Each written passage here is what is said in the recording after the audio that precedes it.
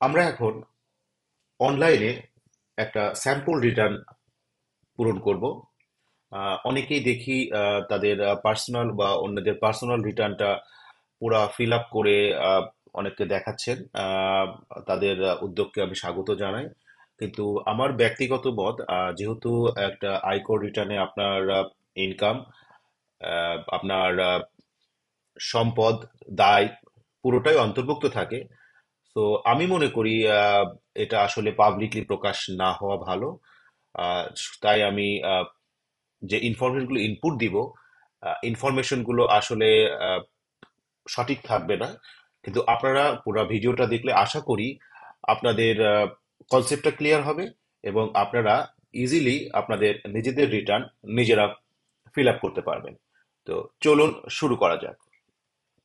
আচ্ছা, প্রথমে আমার সাইন ইন করতে হবে। সাইন ইন করার জন্য প্রথমে একটা আমার 12 ডিজিটের টিন নাম্বারটা লাগবে। আমি একটা টিন এন্টার করি।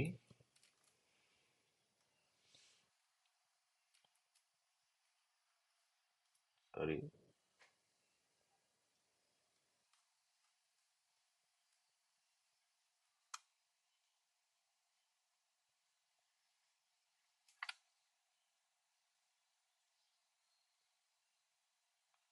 ওকে, আমি এটা এন্টার করছি।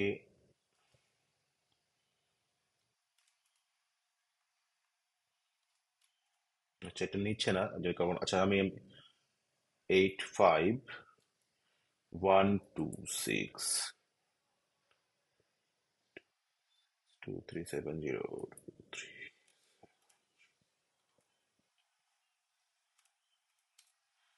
ওকে, আর এরপরে আমি আমার পাসওয়ার্ডটা এন্টার করব এবং ক্যাপচা দিব।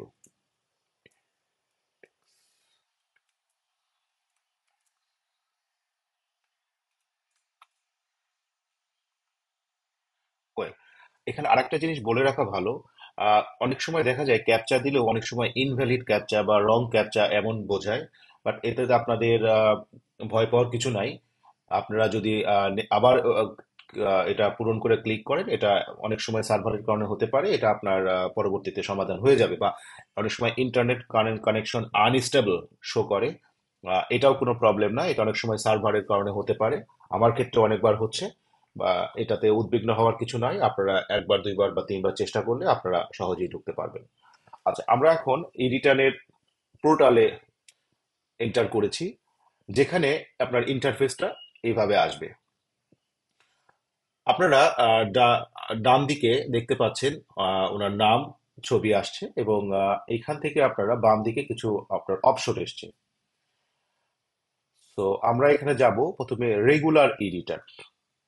ওকে, রেগুলার এডিটরে প্রথমত আপনার অ্যাসেসমেন্ট ইনফরমেশন। এখানে আসলে খুব একটা কিছু করার নাই। রিটার্ন এখানে সেলফ আপনি নিজেকে দিতে হবে। অ্যাসেসমেন্ট ইয়ার ফিক্সড করে দিয়েছে, ইনকাম ইয়ার কত হবে, এখানে কোনো নাই। Any taxable income in the above mention income year, এটা আপনি নো ইয়েস যে কোনোটাই দিতে পারেন। বাট এটা ইয়েস থাকলে থাকাটাই ভালো, কোনো সমস্যা এক্ষেত্রে নেই। Any income which is fully exempted from tax, অর্থাৎ আপনার যদি কোনো ট্যাক্স, কোনো ইনকাম থেকে থাকে যেটা ট্যাক্সের আওতামুক্ত, সেক্ষেত্রে আপনি এটা এখানে উল্লেখ করতে পারেন। অনেকেই জিজ্ঞাসা করেন এখানে যে অনেকে সঞ্চয়পত্র তো আসলে সঞ্চয়পত্রটা যেহেতু আমার ফাইনাল সেটেলমেন্ট, সেটা এখানে আসবে কিনা। এর উত্তর হলো না। এখানে সঞ্চয়পত্রটা আসলে এক্সামটেড না। সঞ্চয়পত্রের উপর ট্যাক্স রয়েছে এবং এইটার উপর যে ট্যাক্সটা আমরা প্রদান করে থাকি এটা হচ্ছে ফাইনাল সেটেলমেন্ট, অর্থাৎ এর উপর আর কোনো ট্যাক্স প্রদেয় হবে না। সুতরাং এই ব্যাপারটা আপনাদের একটু ক্লিয়ার থাকা উচিত। সঞ্চয়পত্রটা ট্যাক্স এক্সামটেড না, এটা হচ্ছে ফাইনাল সেটেলমেন্ট। ট্যাক্স প্রদেয় হয়, বাট যতটুকু ট্যাক্স কেটে নিয়েছে এর উপরে নতুন করে আর কোনো ট্যাক্স ইম্পোজ হবে না। এরপরে রেসিডেন্সিয়াল স্ট্যাটাস, আপনি যদি বাংলাদেশের নাগরিক যেহেতু সেহেতু আপনি রেসিডেন্ট হিসেবে ক্লিক করবেন। ডান দিকে আমরা দেখতে পাচ্ছি এখানে হেডস অফ ইনকাম। এখানে বিভিন্ন হেড, ইনকামের হেড রয়েছে। যে ইনকামের আপনার রয়েছে আপনি সেগুলোতে ক্লিক করবেন। অনেকের ক্ষেত্রে একাধিক ইনকাম সোর্স থাকতে পারে, অনেকের ক্ষেত্রে একটা থাকতে পারে। সেক্ষেত্রে আপনি আপনার মতো করে এখানে সিলেক্ট করে নেবেন। যেগুলো সিলেক্ট করবেন শুধুমাত্র পরবর্তীতে ওই পেজগুলো আপনার সামনে আসবে, বাকিগুলো আসবে না। প্রথমে দেখছি আমরা ইনকাম ফ্রম এমপ্লয়মেন্ট। ওকে, আমার যদি এটা থেকে থাকে আমি ওকে দিব। রেন্ট যদি থেকে থাকে ওকে দিব। আমার যদি ফিনান্সিয়াল অ্যাসেট, এখন ফিনান্সিয়াল অ্যাসেট কোনগুলো?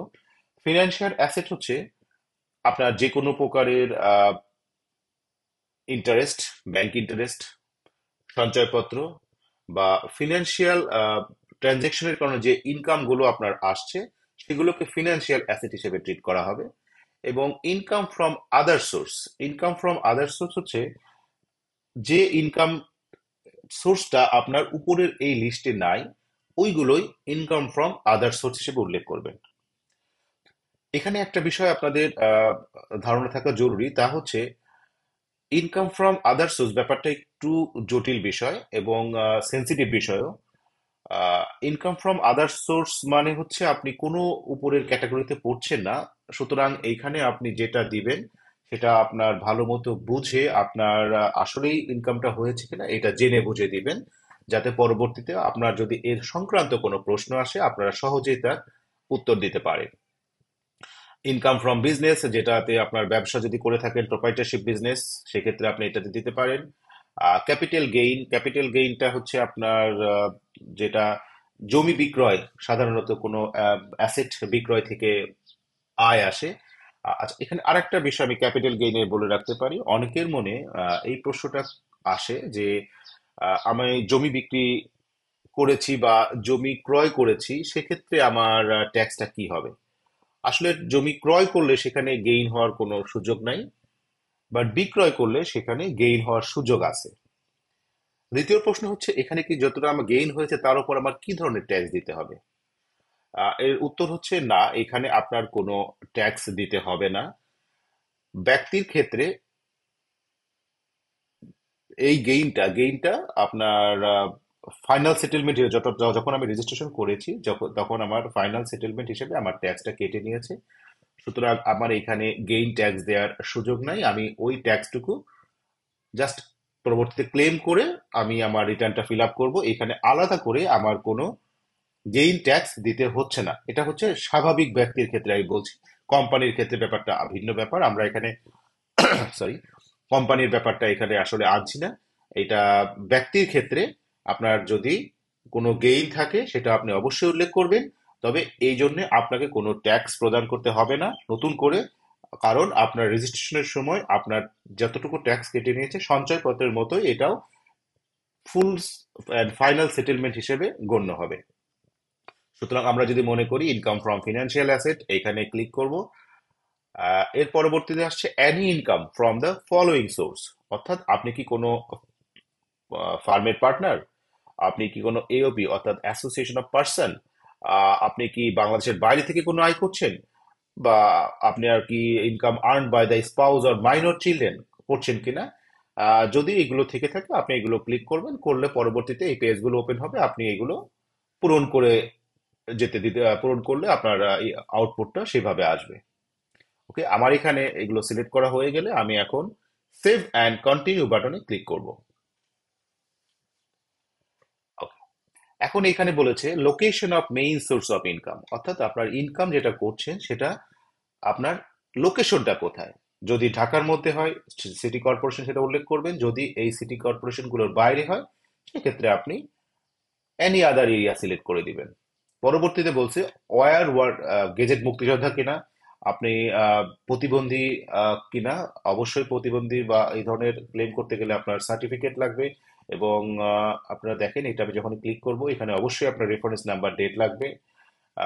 কারণ প্রতিবন্ধীদের ক্ষেত্রে আপনি জানেন ট্যাক্সের স্ল্যাবটা একটু ডিফারেন্ট, তারা একটু বেশি সুযোগ সুবিধা ভোগ করে। সুতরাং যদি প্রতিবন্ধী হন এবং তার রেফারেন্স নাম্বার এবং ডেটটা দিতে হবে। যদি না হন এটা ক্লিক করার দরকার নাই।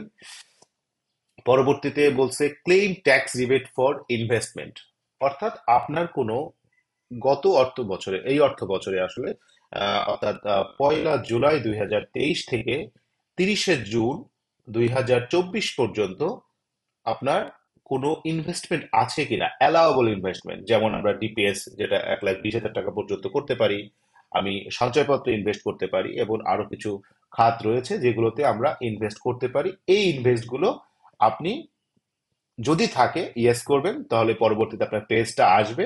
যদি নো করে দেন, পরবর্তীতে ওই পেজটা আসবে না। দেখেন, আমি যদি যখন নো করতে যাব তখন বলবে যে আমি ওই পেজটা রিমুভ করব কিনা। আমি ইয়েস দিলে ওই পেজটা রিমুভ হয়ে যাবে, রিটার্নটা ছোট হয়ে আসবে। ওকে, আমি আপাতত নো দিলাম। পরবর্তীতে আসছে আমার শেয়ার হোল্ডার ডিরেক্টর হবে কব, অর্থাৎ আমি কোনো কোম্পানির শেয়ার হোল্ডার ডিরেক্টর কিনা। যদি হ্যাঁ হয় ইয়েস দিব, না হলে না। যদি আমি ইয়েস দিই সেক্ষেত্রে আহ, আমার ডিরেক্টর হিসেবে গণ্য হবে, না হলে এটা আমি সাধারণ ব্যক্তি হিসেবেই আমার ট্রিট করতে হবে।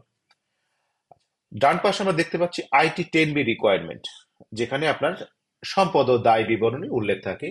এখানে আপনার বলেছে আপনার গ্রস ওয়েলথ যেটা, সেটা কি 50 লক্ষ টাকার উপরে কিনা। এটার একটা ইয়েস নো দেওয়ার একটা ব্যাপার আছে, যেটা আমি যদি ইয়েস দিই সেক্ষেত্রে আমার সম্পদ ও দায় বিবরণী আসবে। যদি নো দিই সেক্ষেত্রে আমার সম্পদ ও দায় বিবরণীটা দাখিল না করলেও চলবে। বাট আমি ব্যক্তিগতভাবে মনে করি প্রত্যেকেরই উচিত তার সম্পদ ও দায় বিবরণী উল্লেখ করা, যেটাতে আপনার পরবর্তীতে সুবিধা হবে এবং আপনার একটা ক্লিয়ার পিকচার আপনার সামনে থাকবে। কারণ যেহেতু আপনার সম্পদ ও দায় বিবরণী করার সুযোগ আছে, কেন দিবেন না? এবং আপনার আজ হয়তো 50 লক্ষ টাকার কম আছে, হয়তো নিকট ভবিষ্যতে আপনার ওয়েলথ এর যে বেশি হতে পারে। সেক্ষেত্রে কিন্তু আপনার প্রিভিয়াস যে ইনকাম গুলো বা পার্সেস গুলো, অ্যাসেট এবং লাইবিলিটি গুলো, এটা দেখাতে একটু প্রবলেম হতে পারে। তাই আমি বলবো সবার ক্ষেত্রেই এটা আপনি অবশ্যই ইয়েস দিয়ে এবং আপনার যেটা আছে সেটা সেভাবে পূরণ করুন। পরবর্তীতে দেখা যাচ্ছে এখানে ওন মোটর কার, অর্থাৎ আপনার মোটর কার আছে কিনা। মোটর কার বলতে বোঝাচ্ছে প্রাইভেট গাড়ি। এটা মোটর কার কিন্তু মোটর বাইক বা এই ধরনের কিছু না, এটা প্রাইভেট কার বা মাইক্রোবাস জাতীয় কিছু আপনার আছে কিনা। এখানে একটা বিষয় বলি, যদি আপনার মোটর কার থাকে তাহলে আপনি কিন্তু অ্যাডভান্স ট্যাক্স প্রদান করেছেন। যদি 1500 সিসি গাড়ি হয় সেক্ষেত্রে 25,000 টাকা, এবং এর বেশি হলে ক্রমান্বয়ে এটা বাড়বে। এবং ওই ট্যাক্সটা, অ্যাডভান্স ট্যাক্সটা আপনি পরবর্তীতে সমন্বয় করতে পারবেন। অর্থাৎ আপনার এই টাকাটা আপনি যেটা দিয়ে আসছেন মোটর কারের যে ট্যাক্স রিটার্নটা, এটা অনেকেই, আমি দেখছি যে অনেকেই ব্যাপারটা আহ, একটু ভুলভাবে নিচ্ছে এবং যথাযথ আহ, ভাবে না জানার কারণে ওইটা ইনক্লুড করছে না। বাট এই ট্যাক্সটা আপনি পেইড করেছেন এবং এইটা আপনি ক্লেম করতে পারবেন, আপনার ট্যাক্সের সাথে অ্যাডজাস্ট করতে পারবেন। এই টাকাটা আপনি রিফান্ড পাবেন না, বাট আপনি মোটর কারটা যে ট্যাক্সটা প্রদান করেছেন এটা আপনার যে ট্যাক্স দেওয়া হবে তার সাথে আপনি অ্যাডজাস্ট করতে পারবেন। ওয়েল, এরপরে অফশোর প্রপার্টি আছে কিনা, এরপরে আপনার বলেছে সিটি কর্পোরেশন এ আপনার কোনো প্রপার্টি আছে কিনা। যদি থাকে ইয়েস দিবেন, না হলে নো। আমি মনে করি বললাম আমার ওর মোটর কার আছে, ইয়েস। তো সেভ অ্যান্ড কন্টিনিউ। ভিডিওটা একটু বড় হয়ে যাচ্ছে, বাট আমি চাচ্ছি আপনারা একটা ভিডিও দেখলে যাতে শুধু ইনকাম ট্যাক্স রিটার্ন ফিল আপটা পূরণ না, বরং এর সাথে রিলেটেড বিষয়গুলো কি, কিভাবে কাজ করে, কোনটা উচিত অনুচিত, এ ব্যাপারেও আপনারা একটা আইডিয়া পেতে পারেন এবং রিটার্ন পূরণে আপনাদের আহ, সহজ হয়। তো আশা করছি আপনারা মন দিয়ে ভিডিওটা দেখবেন এবং এই সম্পর্কে একটা আইডিয়া আপনারা পেতে পারেন। এবং আমি চেষ্টা করছি প্রত্যেকটা ধরে ধরে ওই রিলেটেড ওটা কি, কেন, কিভাবে অ্যাডজাস্ট করা যায় এই সম্পর্কেও আপনাদের একটা আইডিয়া দিতে। আচ্ছা, তো আমি উপরে দেখতে পাচ্ছি এখানে তিনটা আসছে। একটা ইনকাম ফ্রম এমপ্লয়েড, এর আন্ডারে income from financial asset, income from rent. আমি কিন্তু এই তিনটা প্রথম পেজে, আপনাদের মনে আছে নিশ্চয়ই, প্রথম পেজে আমি এই তিনটা উল্লেখ করেছিলাম, আমার এই তিন খাতে আয় রয়েছে। So income from employment, income from financial asset এবং ইনকাম ফ্রম রেন্ট। ওকে, তো প্রথমে ইনকাম ফ্রম এমপ্লয়েড, অর্থাৎ আমি একজন চাকুরিজীবী। এখানে বলেছে ইনকাম ফ্রম, এখানে গভর্নমেন্ট পে স্কেল কিনা। আপনারা জানেন গভর্নমেন্ট পে স্কেল যারা পেয়ে থাকেন তাদের ক্ষেত্রে এটা সিলেক্ট করবেন। যদি আইব্যাস সিস্টেমে তারা পেমেন্ট না যেয়ে থাকে, সেক্ষেত্রে প্রাইভেট জব হয়, সেক্ষেত্রে গভর্নমেন্ট পে স্কেল। যদি আলাদা কিছু হয় বা রিডিউস ট্যাক্সে তারা ইউজ করেন, সেক্ষেত্রে এটা ব্যবহার রিচেটটা ক্লিক করবেন। আমি প্রাইভেট জব হিসেবে এটা ক্লিক করছি। এর পরবর্তীতে দেখেন আপনার নেম অফ দ্য এমপ্লয়ার, অর্থাৎ আপনার কোম্পানি, যে কোম্পানিতে আপনি চাকরি করছেন সেই কোম্পানির নাম, আপনি কি শেয়ার ডিরেক্টর কিনা, ডেজিগনেশনটা আপনার উল্লেখ করবেন। আমি এখানে লিখছি আমার কোম্পানির নাম এবিসি কোম্পানি। এরপরে আমি ডেজিগনেশন আমি দিলাম এক্সিকিউটিভ। এরপরে আহ, আমার এখানে আছে স্যালারির ক্ষেত্রে আপনারা একটা স্ট্রাকচার থাকে, দেখবেন প্রত্যেকটা কোম্পানির বেসিক কত, হাউস রেন্ট কত, মেডিকেল কত, কনভেন্স কত, আপনারা সেই অ্যামাউন্ট গুলো উল্লেখ করবেন। এছাড়াও আপনাদের আলাদা করে কোনো আলাদা করে কোনো স্ট্রাকচার থাকতে পারে, সেক্ষেত্রে আপনারা এখান থেকে কমিয়ে বাড়িয়ে ব্যাপার নিতে পারেন। যেমন অ্যাড মোডে যদি দিই, আমার সাপোজ এরিয়ার স্যালারি আছে, আমি এরিয়ার স্যালারি লিখতে পারি। যদি আরো কিছু থাকে, গ্র্যাচুইটি থাকে, এন্টারটেনমেন্ট অ্যালাউন্স থাকে, দেখুন এখানে অনেকগুলো খাত আছে। যদি এই খাতের মধ্যেও না থাকে, তাহলে আপনি আদার্স হিসাবে সেটা ইনপুট দিতে পারবেন। তো আমরা মনে করি বেসিক স্যালারি 2,80,000 টাকা, house rent 1,40,000, medical 50,000, convince 60,000, festival bonus 45,000, এরিয়ার স্যালারি আমি পেয়েছিলাম যেটাতে আমি পূর্বে ট্যাক্স দিইনি, সেক্ষেত্রে আমি মনে করি এটা 25,000। এই হচ্ছে আমার টোটাল স্যালারি স্ট্রাকচার 1 বছরের। ওকে। আমি কিছু নন ক্যাশ বেনিফিট পেতে পারি, যেমন rent free accommodation, accommodation for at concessional rate, vehicle facility, non other non cash benefit. আচ্ছা, রেন্ট ফ্রি অ্যাকোমোডেশন তার মানে হচ্ছে আমাকে যদি কোম্পানি কোনো বাসা দেয়, বাসার ফ্যাসিলিটি দেয় যেখানে আমি থাকতে পারি, কোনো ভাড়া লাগছে না, সেক্ষেত্রে আমি এটা ইউজ করতে পারি। অ্যাকোমোডেশন অ্যাট কস্ট, আপনারা দেখেন এটা আমি যখনই ক্লিক করব, সেখানে আবার বলতে হবে যে ওইটার ভাড়া কত। আমি ভাড়া দিচ্ছি না সেটা ঠিক আছে, বাট কোম্পানি তো দিচ্ছে, যেহেতু যতটুকু কোম্পানি দিচ্ছে অতটুকু আমার আয় হিসেবে গণ্য হবে। যদি অ্যাকোমোডেশন অ্যাট কনসেশন রেটে থাকে, অর্থাৎ একটা অংশ কোম্পানি দিচ্ছে, একটা অংশ আমি দিচ্ছি, সেক্ষেত্রে আপনার যতটুকু কোম্পানি দিচ্ছে সেটা আমার আয়। যদি কোনো ভেহিকেল দিয়ে থাকে, সেটার আমার কত সিসির ভেহিকেল তার উপর বেস করে আমাকে ইনকামটা বাড়বে। সো আমার এই জিনিসগুলো পাচ্ছি কিনা সেগুলো আমি এখানে উল্লেখ করব, এবং দেন সেভ অ্যান্ড কন্টিনিউ যাব। দেখেন অটোমেটিক্যালি আবার এমপ্লয়মেন্টটা শেষ হয়ে আমার এখানে ইনকাম ফ্রম ফিনান্সিয়াল অ্যাসেট চলে আসছে। ফিনান্সিয়াল অ্যাসেট আপনাদের আগেই বলেছি যে সঞ্চয়পত্র থেকে হতে পারে। সঞ্চয়পত্র দুই ধরনের আছে, পেনশনার, পেনশনার ছাড়া, ব্যাংকের প্রফিট হতে পারে, ডিভিডেন্ড হতে পারে, বিভিন্ন জিনিস হতে পারে, অর্থাৎ আপনার যেটা আছে সেটা আপনি ক্লিক করবেন। এখন দেখেন আপনি এখানে যদি সঞ্চয়পত্র থাকে, সাপোজ আপনার সঞ্চয়পত্র আছে, তাহলে আপনি সঞ্চয়পত্রটা ক্লিক করবেন। সঞ্চয়পত্রটা ক্লিক করলে আপনার registration number, issue date, value, gross interest এবং টিডিএস অ্যামাউন্ট, আপনি যে সার্টিফিকেটটা নিবেন ওইখানে উল্লেখ থাকবে, ওইটি আপনি দেখে পূরণ করবেন। যদি একাধিক সঞ্চয়পত্র থাকে আপনি এখানে অ্যাড দিবেন, নতুন করে একটা ঘর আসবে, উল্লেখ করবেন যতগুলো থাকবে সেখানে আপনি দিবেন, এবং সেভ অ্যান্ড কন্টিনিউ ক্লিক করবেন। একইভাবে ইনকাম ফ্রম রেন্টের ক্ষেত্রেও আপনি হাউস প্রপার্টি না আদার প্রপার্টি উল্লেখ করবেন এবং সেটা পূরণ করবেন। ওকে। পরবর্তীতে আসছে রিবেট। রিবেটের ক্ষেত্রে দেখেন কিছু আমার দেয়া আছে, যেমন লাইফ ইন্স্যুরেন্স, ডিপিএস। এটা আপনি ক্লিক করলে দেখেন এটা সম্পর্কিত ঘর ওপেন হবে। এই কারণে আপনি ডিটেলসটা লিখবেন এবং অ্যালাউবলটা অটোমেটিক্যালি আসবে। এটা আসলে আপনার খুব একটা কিছু করার থাকবে না যদি আপনি সঞ্চয়পত্র কেনেন। এখানে যে লিস্টেড নাম যে লিস্ট করা আছে এগুলোর মধ্যে কিছু কিনলে আপনি এখানে উল্লেখ করবেন। এবং এরপরে আসছে এক্সপেন্ডিচার। এখানে উল্লেখ করার পরে আপনি সেভ অ্যান্ড কন্টিনিউ ক্লিক করবেন। আমি যেহেতু আপনাকে পুরা দেখাচ্ছি, আমি এক্সপেন্ডিচার দেখাচ্ছি। এক্সপেন্ডিচার মানে হচ্ছে আহ, এখানে বলছে IT10BB, অর্থাৎ আপনার এটা ম্যান্ডেটরি না। হ্যাঁ, আপনার ম্যান্ডেটরি না, আপনি আহ, চাইলে করতে পারেন, নাও করতে পারেন, বাট আপনি, আমার মতে আপনি এটা পূরণ করবেন। এখানে দেখেন আপনার ওই এক বছরের ফুড এক্সপেন্স বাবদ কত গেছে, যদি খুব কম যেয়ে থাকে বা অন্যরাও থাকে আপনি এখানে কমেন্ট করে লিখবেন। আপনি অটোতে বা অটো অ্যান্ড ট্রান্সপোর্ট এক্সপেন্স কত খরচ হয়েছে, সেখানে আপনার ড্রাইভার থাকলে সেটার স্যালারি এবং আদার থাকলে এখানে আপনি পরে আপনারা ইজিলি করতে পারবেন। এবং পেমেন্ট অ্যাট সোর্স ট্যাক্স, অর্থাৎ আপনি ওই বছরের সোর্স ট্যাক্স বাবদ কত টাকা আপনার ক্রয় করে কত টাকা কর্তন করে জমা করা হয়েছে সেটা উল্লেখ করবেন। এরপরে আপনি অ্যাসেট অ্যান্ড লায়াবিলিটি পেজে যাবেন। অ্যাসেটে যখন যাবেন, এইখানে একটা বিষয় আপনার মাথায় রাখতে হবে, সেটা হচ্ছে আহ, এটা আমরা প্রথম রিটার্ন ফিল আপ করছি অনলাইনে। সুতরাং আপনার অবশ্যই একটা প্রিভিয়াস ব্যালেন্স আছে।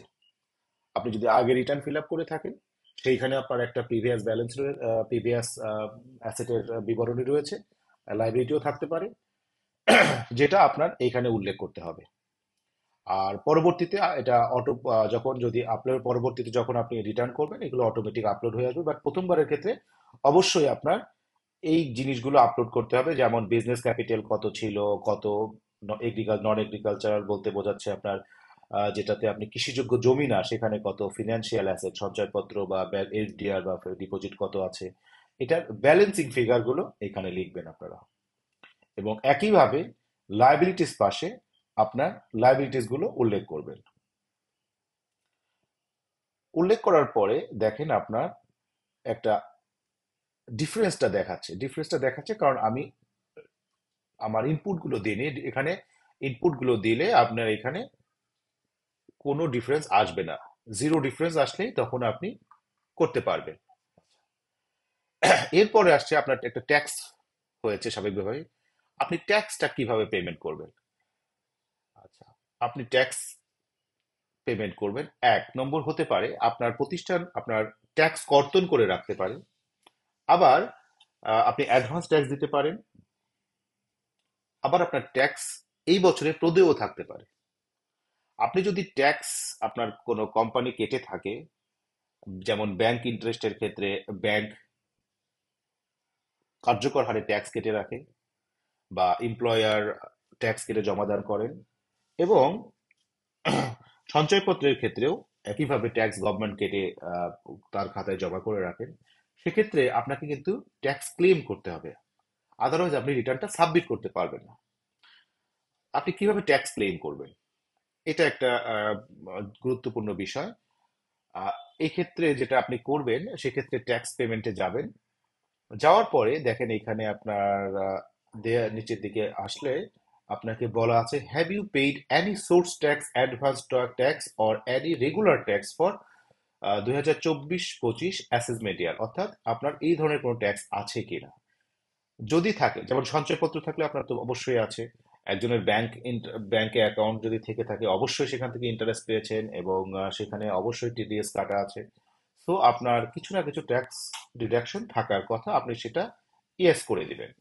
এখন বলছে, do you need to update your tax payment status, অর্থাৎ আপনি কি ওইটা সমন্বয় করতে চাচ্ছেন কিনা। অবশ্যই আমার যদি ট্যাক্স কিন্তু তাকে সমন্বয় করতে হবে, না সমন্বয় করে তো আমাকে এটা প্রদেয় থাকবে এবং আমাকে প্রদান করতে হবে। সো আমি যেহেতু ট্যাক্স দিয়ে আসছি, আমি তো নতুন করে আর প্রদান করব না, সুতরাং আমি এইখানে ইয়েস দিয়ে দিব।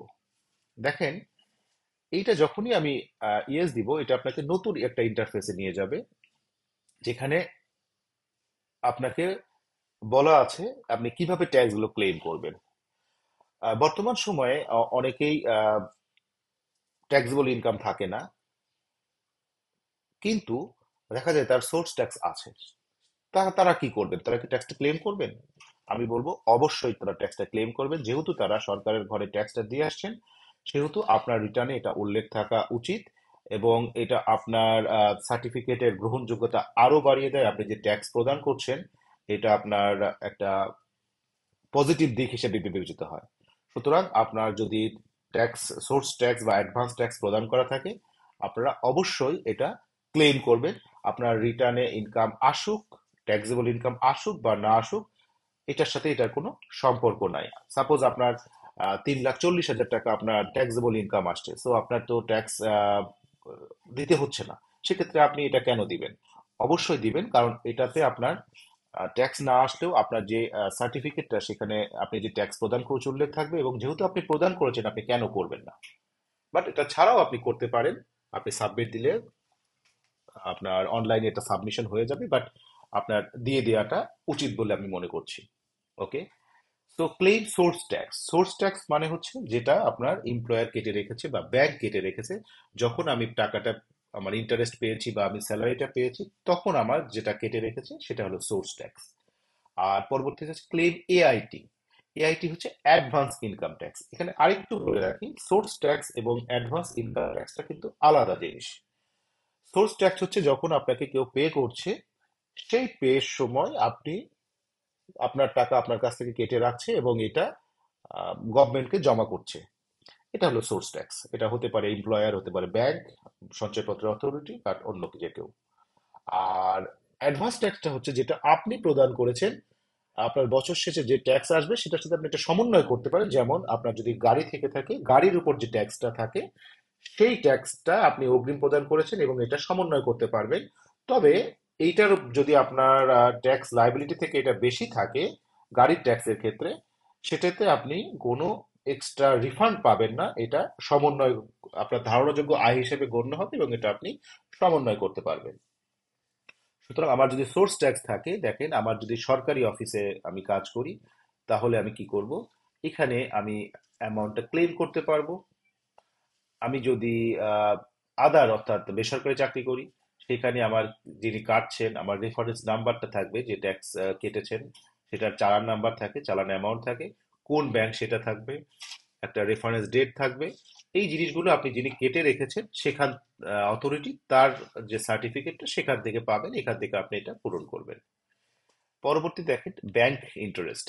ব্যাংক থেকে যেটা কেটেছে সেখানে আপনি ব্যাংকের নাম সিলেক্ট করবেন, অ্যাকাউন্ট নাম্বার দিবেন, টিডিএস কতটা কেটেছে, ব্রাঞ্চ নেম কি ছিল, ইন্টারেস্ট অ্যামাউন্ট কি ছিল। এটাতে আরেকটা জিনিস আপনি করতে পারেন, সেটা সহজ উপায়, সেটা হচ্ছে আপনি যখন আমরা ফিনান্সিয়াল অ্যাসেটে পূরণ করি, তখন কিন্তু আমি ব্যাংকের ইন্টারেস্টটা আমি ফিনান্সিয়াল ইনকাম হিসেবে দেখিয়েছি, এবং তখন আমি পুরো ডিটেলসটাই আমার ইনকাম ছিল। তো ওইখানে আমার ট্যাক্স ডিডাকশনটাও ছিল। তো আমি ইজিলি এখানে সিনক্রোনাইজ করে দিতে পারি ইনকাম থেকে। আমি যদি এখানে ক্লিক করি, তাহলে আমার এই ডিটেলসটা ওইখান থেকে ইম্পোর্ট হয়ে এখানে চলে আসবে। সো আমার নতুন করে বসাতে হবে না। আমি চাইলে বসাতে পারি, বাট এখানে আমি সিনক্রোনাইজ করেও নিয়ে আসতে পারি। ওকে। একই ব্যাপার আমি সঞ্চয়পত্রের ক্ষেত্রেও, সঞ্চয়পত্রের ক্ষেত্রে দেখেন আপনার এখানে এটা ডিরেক্টলি সঞ্চয়পত্রর সাথে লিঙ্ক করা, যেখানে আপনি শুধুমাত্র রেজিস্ট্রেশন নাম্বারটা যদি দেন এবং সার্চ দেন, অটোমেটিক্যালি আপনার প্রফিট কত এবং ট্যাক্স কত আপনি এখানে দেখতে পারবেন। এছাড়া আপনি ইনকাম, যে ইনকামে শো করেছেন সেখানেও থেকেও এটা সিনক্রোনাইজ করে এখানে নিয়ে আসা যাবে। ক্লেম এআইটির ক্ষেত্রেও আপনার কারের ক্ষেত্রে কিনা বা 154 ধারা অনুযায়ী প্রদান করেছেন কিনা এটা দেখতে পারবেন। এটা পূরণ করা হয়ে গেলে আপনি ট্যাক্স পেমেন্ট স্ট্যাটাসে যাবেন এবং এখান থেকে আবার রিটার্নে ব্যাক করবেন। এটা অটো সেভ হয়ে আপনার সাথে লিংক হয়ে যাবে, এবং এটা পূরণ করা হলে আপনি রিটার্ন ভিউতে ক্লিক করবেন। আচ্ছা, এখানে আসছে না এটা, কারণ হচ্ছে রিটার্ন ভিউটা আসবে না, যেহেতু আমি এই অ্যামাউন্ট গুলো দিইনি। এই অ্যামাউন্ট গুলো দিলে আমি রিটার্ন ভিউটা দেখতে পাবো। রিটার্ন ভিউটা আমার যে বর্তমানে যে ফর্মটা আছে, ঠিক সেম ইনফরমেশন গুলো একটা ফরম্যাট আকারে আসবে, ওটা আলাদা কিছু না। এটা দেওয়ার পরে আপনি প্রসিড টু অনলাইন রিটার্ন এখানে ক্লিক করবেন। এটা ক্লিক করলে আপনার অটোমেটিক্যালি আপনার চলে যাবে, এটা আপনার রিটার্নটা সাবমিট হয়ে যাবে, এবং আপনি অ্যাকনলেজমেন্ট স্লিপ, আপনার রিটার্ন এবং আপনার সার্টিফিকেটটা এখানে গ্রহণ করতে পারবেন।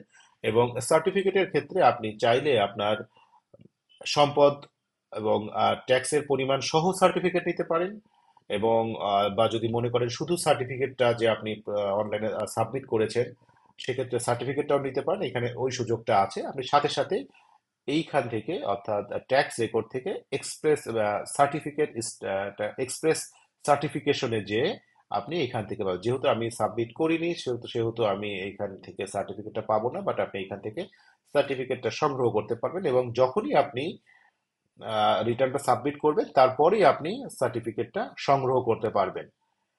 এখন আর ভ্যাট অফিসে দৌড়াদৌড়ি, ট্যাক্স অফিসে আপনার এইটার জন্য বারবার যাওয়া আসা লাগবে না।